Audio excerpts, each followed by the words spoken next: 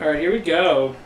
We're recording, everyone. Hello, welcome back to The Vibe. Whoa! My last episode I spent talking about the Castle of Cardiff, a video I encourage everyone to watch, but would be shocked if a lot of people did, to be honest. It's a bit more educational. Today's episode is a lot less educational. You're welcome, America. Today's episode is about Percy Jackson Season 2. And unlike in my Stranger Things review and in the Cardiff Castle video, I have a slightly bullet pointed out script. So, let's get right into it. Let's get right into Percy Jackson Season 2. It's a show you stream on Disney Plus. I'm calling it I'm gonna call this episode Percy Jackson Season 2, the darkest show on television. You're gonna find out why later, why I'm calling it that. Although you might suspect why I'm calling it now. For those of you who have watched the show, that's a big hint. So let's get right into it. I really liked Season 2. I was a big fan of the books growing up, and I don't remember what happens after the second book, probably because they never made a movie about it. Ultimately, I'm gonna like anything that they make that's Percy Jackson related that isn't actively awful. I'm honestly glad they stopped with the movie. I don't think that the movies were very good, and I'm even more happy that they had the courage to make a show. I liked the first season. You know, there were a couple problems, but there always are. Some growing pains. I think the second season has a lot better of an idea of what the show is.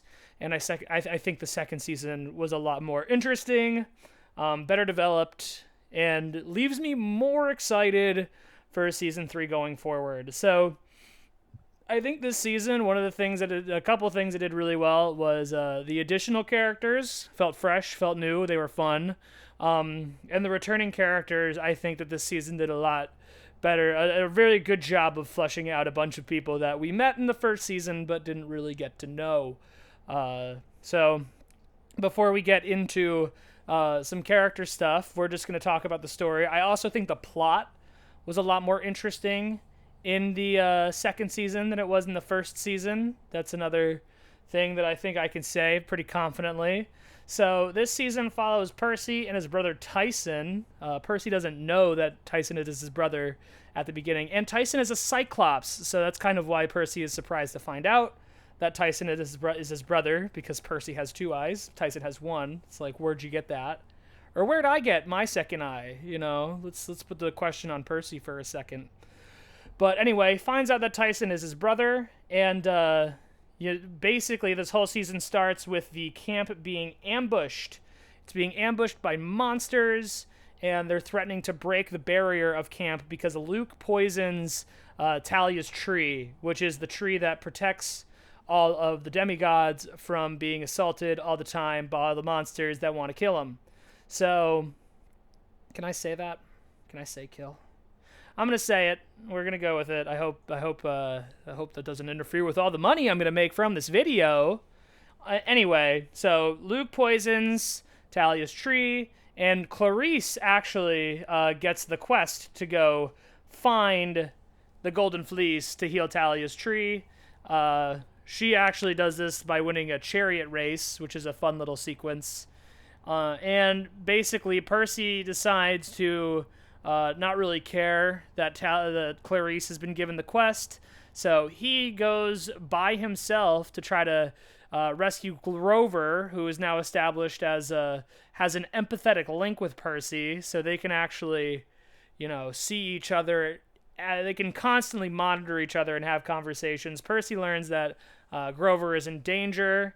He decides that despite Clarice getting the quest bequeathed to her, that he's going to still go out by himself, try to save Grover, try to save the fleece.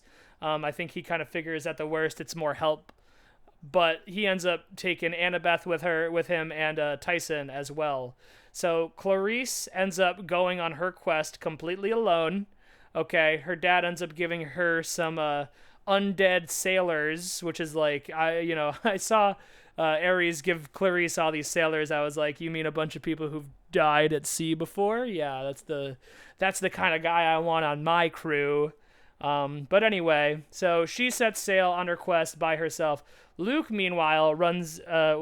Percy, meanwhile, runs into Luke during the start of his kind of going out by himself, and Luke nearly manages to. He captures Percy and leads him around his ship, where it's revealed that Luke has Kronos, his body, the Kronos, the Titan, the Titan that ate the Zeus and Poseidon and all the Greek gods or whatever. So Luke has Kronos' body, and he's actually also looking for the Golden Fleece in order to bring Kronos back to life.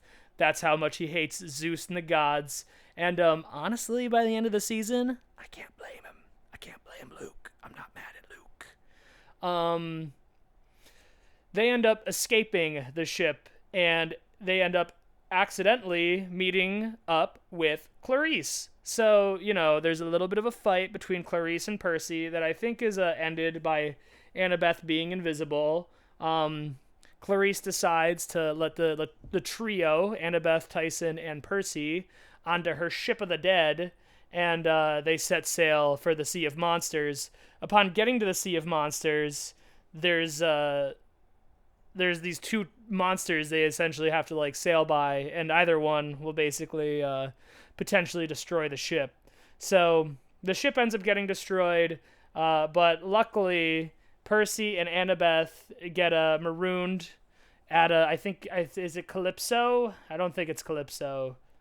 Circe's, the witch Circe, if you'll remember from the Odyssey. I know you all probably loved the Odyssey. Circe is a witch that turns people to animals. So Percy and Annabeth manage to escape Circe's island without getting turned into an animal, while watching all the other... Percy actually does get turned into a hamster for a little bit. No, a guinea pig.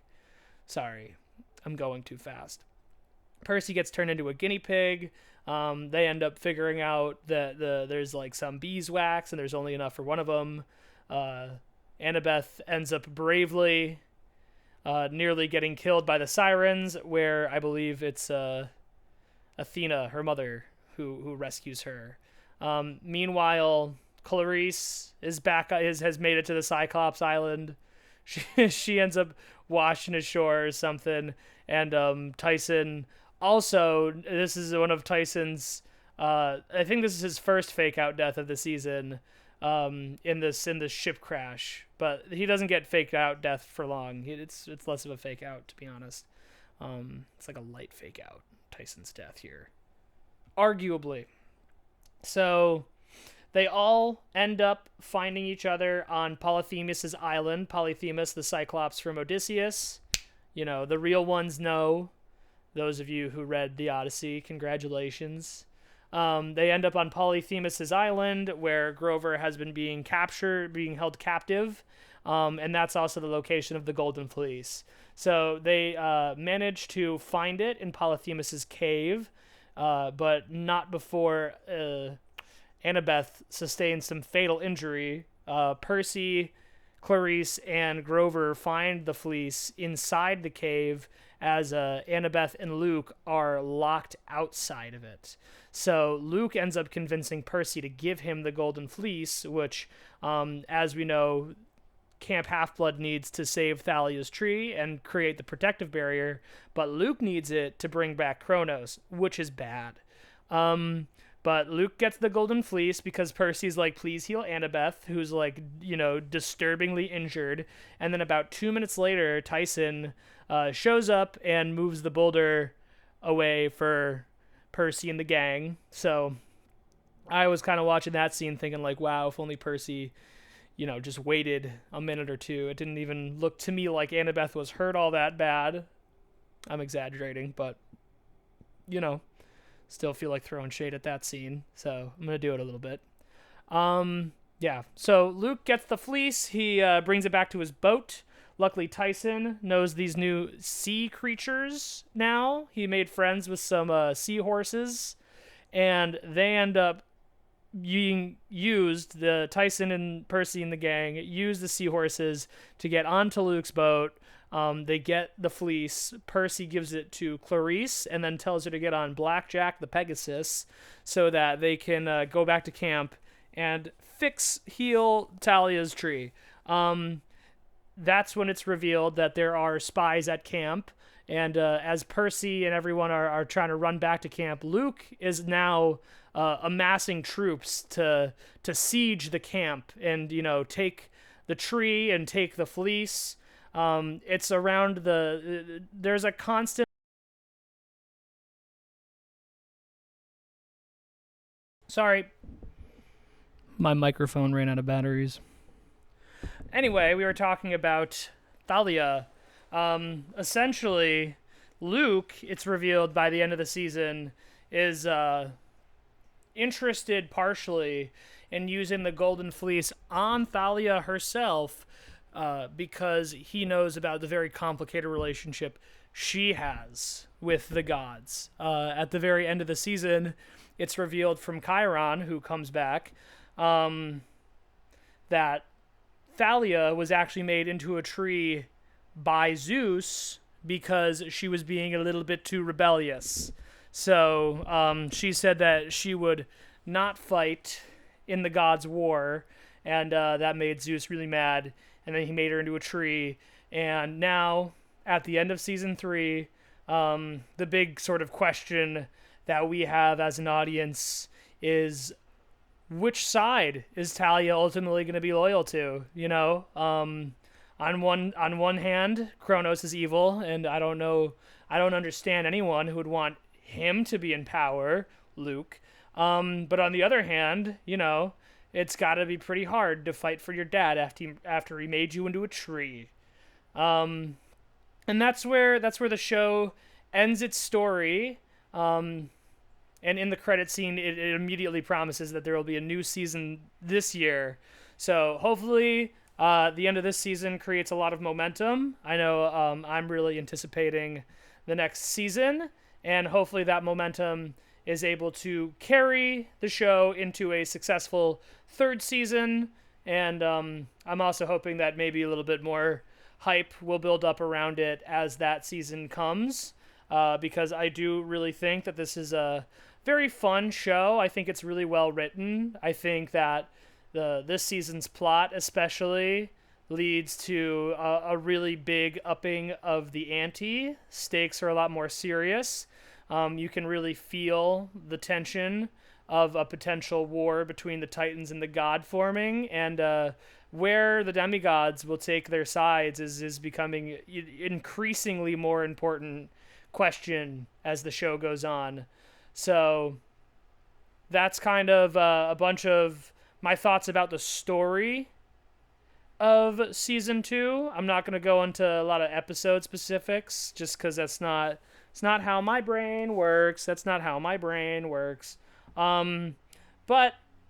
we are going to take a little time. We're going to talk about the characters now.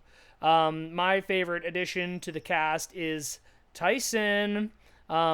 It would be Clarice, but she's not new. So I'm only considering, full new people.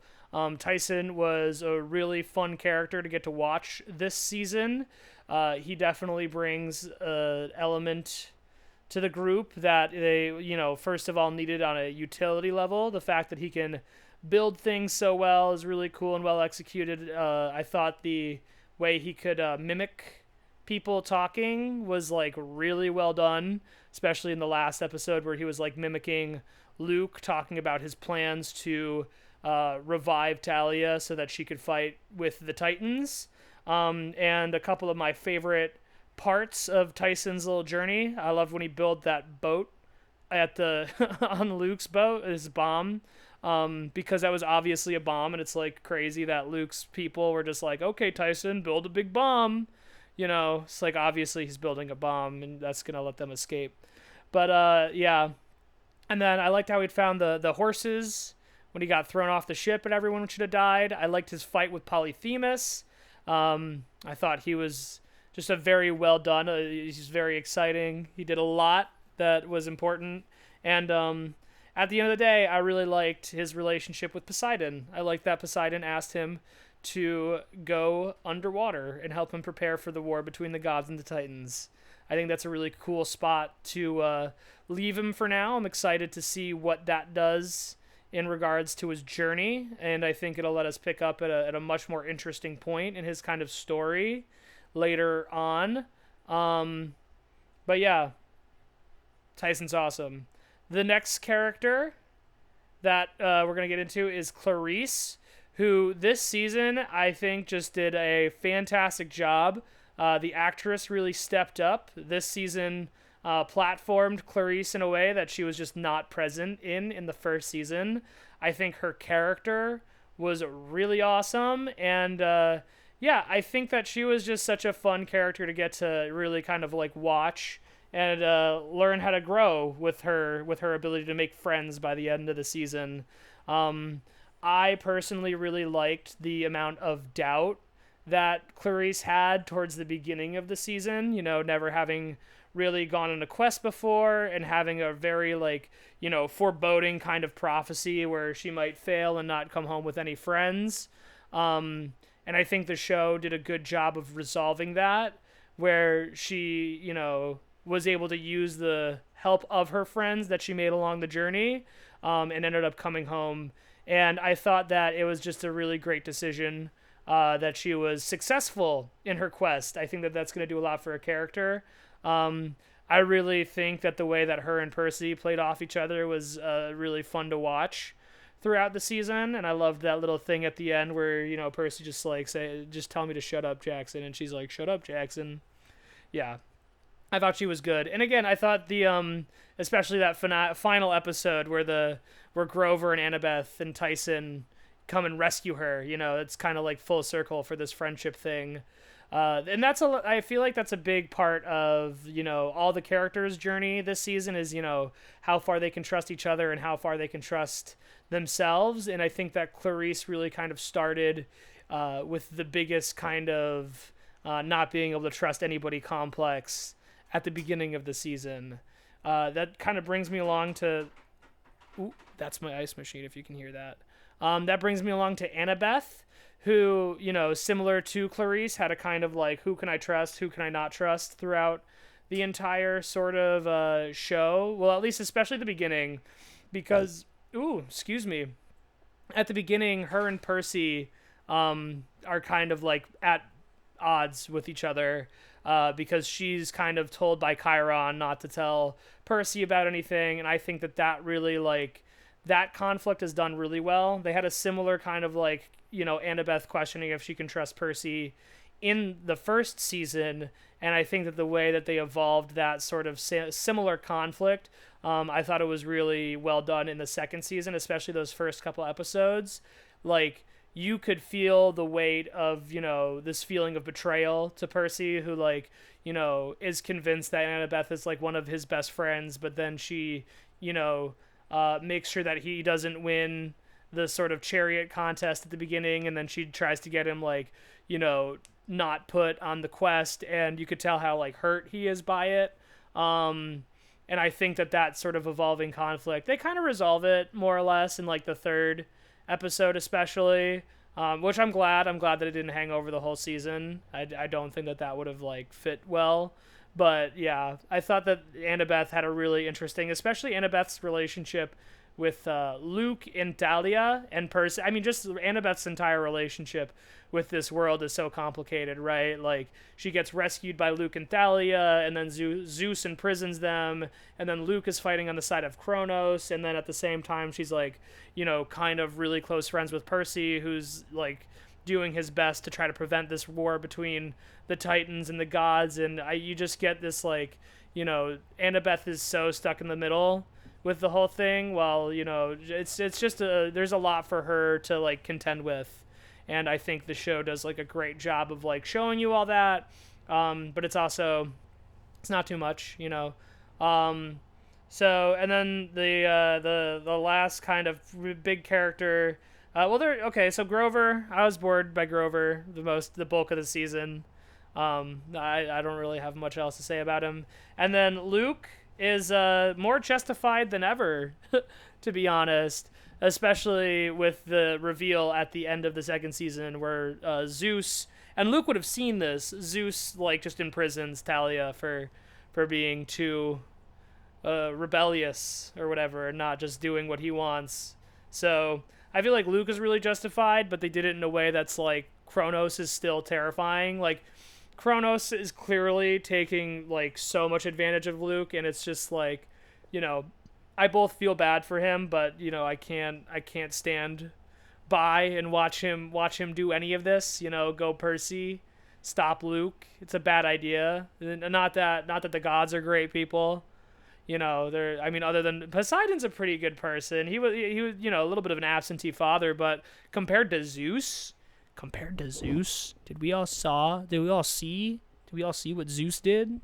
Bad, evil stuff. And then yeah, which actually that just kind of brings me to Percy, who I think is really coming into his own as a leader, and that's what I think this like second season we really get is like a much more of a confident Percy. And you see him like at several points. I think the risks that these characters take too are like actual risks to a certain extent, right? Like Percy gets exiled when he decides to go on his own mission, and then he gets like immediately captured by like Luke.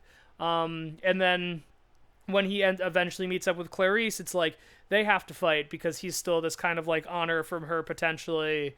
And you know, even, you know, it's like 2 episodes later where he ends up giving Luke the fleece to save Annabeth, but like that gets it transferred to Kronos. Percy makes a lot of decisions in this season, and some of them good, some of them bad, you know, but I think it all just like goes to show that even in these kinds of like times of greater risk and like, you know, he knows it, he's getting a lot more sure-footed in handling any of these situations. So I think they did a great job with Percy in this season. The new camp director, King Tantalus, who can't eat food. I hated him, but like in a way that I loved him. You know what I mean? I loved to hate him. He was terrible. He was awful. He tried to kill Percy. I think he was a plant. I don't even care though. He was smug. He was greasy. He was disgusting. And I hated him. It was lovely. And Dionysus, you know, this is my favorite. I think probably my favorite joke of the season was when he was singing that song in the finale about him being his own great grandfather.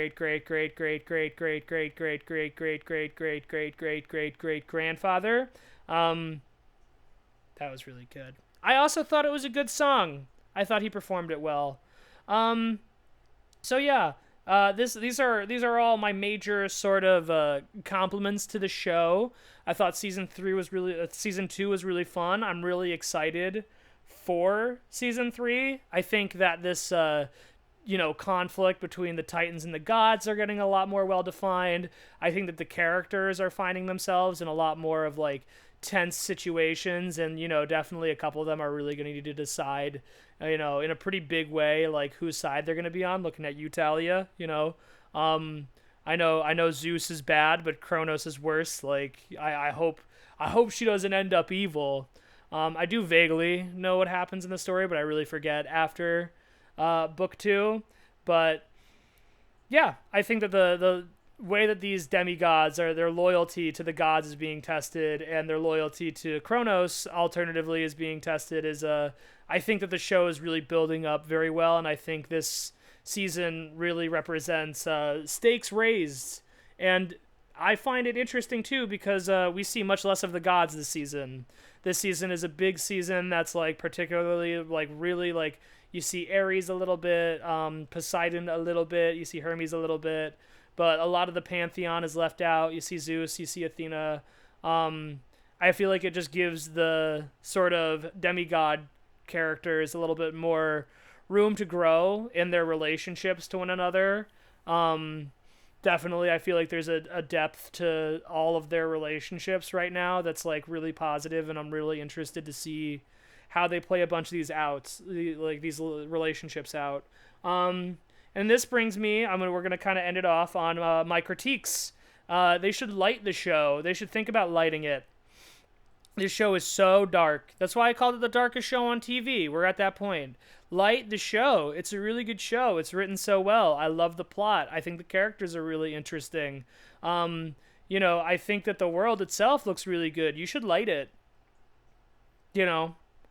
Not to be salty here. This is me being salty. Light your show. Light this show. I love this show. You should light it. That's my major critique. Production, light the show. There are so many scenes, that are in a cave or underwater or in a boat or happening at night, and whenever that happens, I can't see the show. Light it. You could light it. You can light your show. I'll forgive you. I don't know. I think this is like a trend in film and TV lighting recently, and I don't know what it has to do with. There are other people who make video essays about stuff like that. I don't know. But I know it should stop. Light the show. I'd like to see it. I felt like there was a good third of the show this season that was just completely incomprehensible. What's up with that? Why are we doing that? There's no good reason. Light your show. All right, I'm gonna stop being catty about that aspect. Minor critique. What was Athena wearing?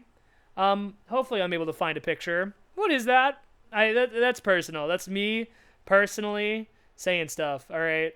And then I think we're gonna. So these are honestly my major critiques. Again, I'm not gonna complain about this show, assuming that the writing continues to be good.